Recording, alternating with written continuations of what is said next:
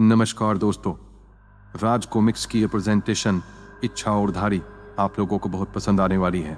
तो कहानी को सुनते रहिए, मज़ा लेते रहिए और हमारे चैनल को सब्सक्राइब ज़रूर कर दें। दो प्रलयंकारी शक्तियों के बीच मुकाबला था। एक था मड, एक था कोबी। अब ज़बरदस्त जंग होगी। जिसका भाग्य प्रबल होगा, जीत उसकी होगी। आखिरी बार हरे भरे जंगल को देख ले, क्योंकि इसके बाद तो कभी इसे देख नहीं पाएगा। अबे ओ गड्ढल, तेरी तो मुझे आंखों की जगह पर भी गड्ढे दिखाई पड़ रहे हैं, इसलिए मैं तो तुझे कुछ देखने के लिए भी नहीं कह सकता। पर अब मैं तेरे शरीर को इतना तोड़ फोड़ दूंगा कि जगह जगह पर तू कंकरों के रूप में बिखरा दिखाई पड़ेगा। हाँ हाँ हाँ, मेरे नाम पर तूने ध्यान नहीं दिया। मड नाम है मेरा। मड मतलब कीचड़, और कीचड़ में जो अपने पाँव फंसाता है वो खुद भी कीचड़ कीचड़ हो जाता है।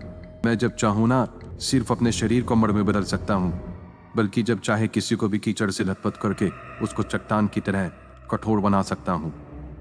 और देख, मेरा ये कीचड़ तेरे शरीर को अपने कब्जे में लेने लगा है। अबे ये क्या हो रहा है? अचानक मेरा शरीर मुझे पहाड़ जैसा भारी लगने लगा है, और अब कुछ ही देर में हो जाएगा तो पहाड़ की तरह स्थिर भी। पर घबरा मत, जाने से पहले मैं तेरा नामकरण करके जाऊंगा। कोबी पर्वत, कैसा रहेगा ये नाम? कोबी पर्वत। हाँ हाँ हाँ, काश तू अपने आप को देख पाता। अब तू भी मेरे जैसा ही गड्ढल दिखाई पड़ रहा है। हाँ हाँ हाँ।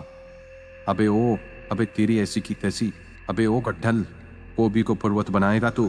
अबे तेरे कीचड़ की, और तेरी तो ऐसी की तैसी। हे भेड़िया देवता मदद। मदद को पुकारा था कोबी ने। मदद मतलब शक्ति, मदद मतलब गदा। एक वार से ही काम चल जाएगा तेरा। और ये क्या, तेरे अंदर तो खोपड़ियों और हड्डियों का अंबार लगा है।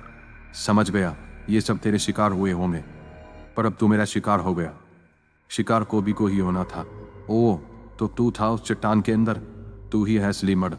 मर्द के रूप में वो मेरा सुरक्षा कवच था। अब मैं मर्द नहीं, रीढ़ हूं, जो अपने शत्रुओं की रीढ़ तोड़ डालता है। मेरा आहार है त्वचा की परत के नीचे मौजूद मांसपेशियां।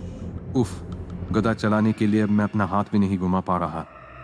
किसी की ताकत का आधार उसकी मांसपेशियां ही होती हैं, जिन्हें ये तेजी से अपना आहार बनाता चला जा रहा है। जब ये सारी मांसपेशियों को अपना आहार बना लेगा और मेरी त्वचा हड्डियों पर जुड़ जाएगी, तब इसके लिए बड़ा आसान होगा मेरी रीढ़ को तोड़ डालना, क्योंकि हड्डियों का सुरक्षा कवच भी मांसपेशियां ही हैं। अब इस मुसीबत से छुटकारा पाने के लिए मुझे बुलाना ही होगा भेड़िया फौज को। चले आओ भेड़िया फौज के सिपाहियों, चले आओ, तोड़ डालो इस नामुराद की सारी हड्डियां, भंभोड़ डालो इसको अपने नुकीले पहने दांतों से। रीढ़ कोबी का शरीर छोड़ने को विवश हो गया। अब तुझे क्या हुआ? मेरी मांसपेशियों को अपना आहार नहीं बनाएगा? अब देख मैं तेरी हड्डियों का क्या हाल करता हूँ। भेड़िया फौज, छोड़ दो उसको। हे भेड़िया देवता मदद, बोल हड्डियों को टुकड़े में ही छोड़ दूं या हड्डियों का चूरा बना दूं? ले जाओ उसकी हड्डियों को और दावत उड़ाओ। कोबी के हाथ से गायब हो गई गदा। ठीक तभी, कोबी तुम ठीक तो हो ना? जैन, भेड़िया और बुड्ढा ठुड्डा फौजी भी। हमने दूर से तुम्हें इस अजीबोगरीब प्राणी को गदा से चकनाचूर करते देखा था। कौन था वो? कोबी बताता चला गया। और अब कुछ हम भी बता दें। पूर्व कथानक आई शामत आई में आपने पढ़ा कि दो धारी कबीले का योद्धा खड़ांगा कंधारी प्रथा पूर्व करने निकला। उसके हाथों जंगल के शक्तिशाली प्राणियों का रक्तपात भेड़िया को नागवार गुजरा। भेड़िया ने खड़ांगा को रोका तो वुल्फोंडा वहां आ पहुंचा। भेड़िया और जैन इन सब घटनाओं का रहस्य सुलझाने के लिए फूजों के पास पहुंचे। फूजो अलग किस्म के संकट से जूझ रहा था। भेड़िया और जैन ने फूजो को उस संकट से बचाया तो उन्हें कोबी की फिक्र हुई। कोबी का सामना हो चुका था मड से, और कोई था जो रहस्यमय था, किसी की तलाश में था वो। कोबी ने मड और रीढ़ की वास्तविकता बताने के साथ ही कहा, मगर अब तुम्हें घबराने की जरूरत नहीं है। उस हरामखोर प्राणी को मैंने समाप्त कर दिया है, पर अभी भी तुम्हें सावधान रहना होगा कोबी। सुनो, भेड़िया कोबी पर हुआ यह हमला साबित करता है कि कोई तुम तीनों की जान के पीछे पड़ा हुआ है, और शायद उसने अपने मकसद की पूर्ति के लिए खड़ांगा कबीले की प्रथा का भी लाभ उठाया हो।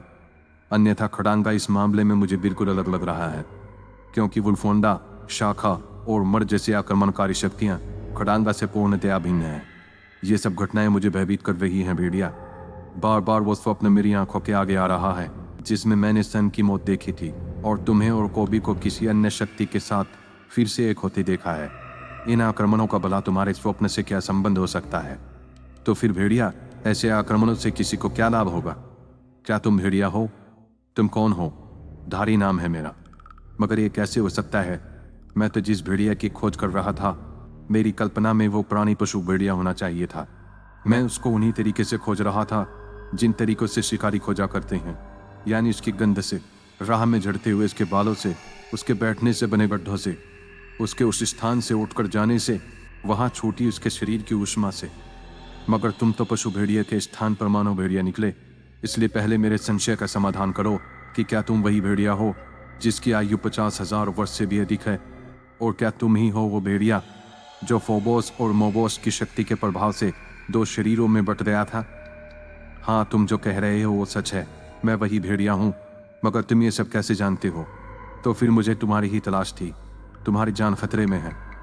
जो कहना है साफ साफ कहो। धारी कुछ कह पाता इससे पहले ही ऑफ भेड़िए ने फुर्ती से कंधारी को निकालकर उस शाख को काट डाला। घबराओ नहीं, यहाँ तुम्हारी जान को कोई खतरा नहीं। मगर कुछ खतरा तो था। ये शैतान वृक्ष है, इसकी भुजाएं जीवित हैं, ये चल भी सकता है। इसे इच्छा ने भेजा है। ओ नहीं, अब भूमि से निकलकर इसकी जड़ें भी मुझे लपेट रही हैं। जड़ों को काटा जा सकता है। भेड़िया पर शैतान वृक्ष का गुस्सा बढ़ गया था। उफ! शैतान वृक्ष के हाथों जैसे तनेदार पांवधारी को कुचल डालना चाहते थे। बचो धारी, कब तक बचेगा वो, और कब तक बचेंगे हम यदि बचा रहा ये शैतान वृक्ष? भेड़िया के सिर पर चोट आई है। फूजो के पास की योग्यता जंगल के पशुओं की भाषा समझने की और उन्हें अपनी भाषा समझाने की। शैतान वृक्ष से ताकत के साथ ही निपटा जा सकता है। ची आ ओ, उससे बचते रहना फूजो, बाबा मदद बुला रहे हैं। मदद आ गई थी। चिंपो, शाबाश शाबाश, तुम्हारा शत्रु यही है, जल्दी आओ। फूजो ने उन्हें उनकी भाषा में निर्देश दिए थे। उखाड़ दो इसके पांव जमीन से। पर शत्रु भी बलशाली था। गजराज कई गज दूर जा चुका था। शेष हाथियों का बल भी अपनी करामात दिखाने लगा था। फूजो की विजय करीब थी, मगर ओ नहीं, कैक्टस वृक्ष जिनकी नुकीली शाखाएं हाथियों से लिपट गई थी। धारी की वो चीख जबरदस्त थी। वो उसे मार डालेगा। नहीं, मेरे रहते ये संभव नहीं। आग तुम्हारे पास कहां से आई? संयोग से 2 चकमक पत्थर मिल गए थे, उन्हें रगड़कर मशाल बना दी। पेड़ की एक टहनी को भी काटने के खिलाफ हूं, मगर शैतानियत की शाखाओं को बढ़ने नहीं दे सकता। तोड़ना ही होगा मुझे ही नहीं। अब हम जीत की ओर अग्रसर हैं। काश मैं वो इलेक्ट्रिक आरी भी साथ ले आती, तो इन शैतान पेड़ों को काटना सरल हो जाता। यह मूर्छित हो गया है, इसको आश्रम ले जाना होगा। फूजो ने हाथी को पुकारा। चलो आश्रम की ओर चलो। ये कह रहा था कि हमारी जान खतरे में है। कैसे खतरे की बात कर रहा था ये तो धारी होश में आने पर ही बता सकता है। अगर वो शैतान वृक्ष हमला न कर देते तो शायद वो हमें अब तक इस खतरे के बारे में भी बता चुका होता। फूजो के उपचार के पश्चात धारी को जल्दी ही होश आ जाता है। धारी, कैसे हो तुम? वो शैतान वृक्ष। तो प्यारे दोस्तों, इस कहानी का अगला पार्ट आप लोगों के सामने बहुत जल्द होगा। बहुत बहुत शुक्रिया।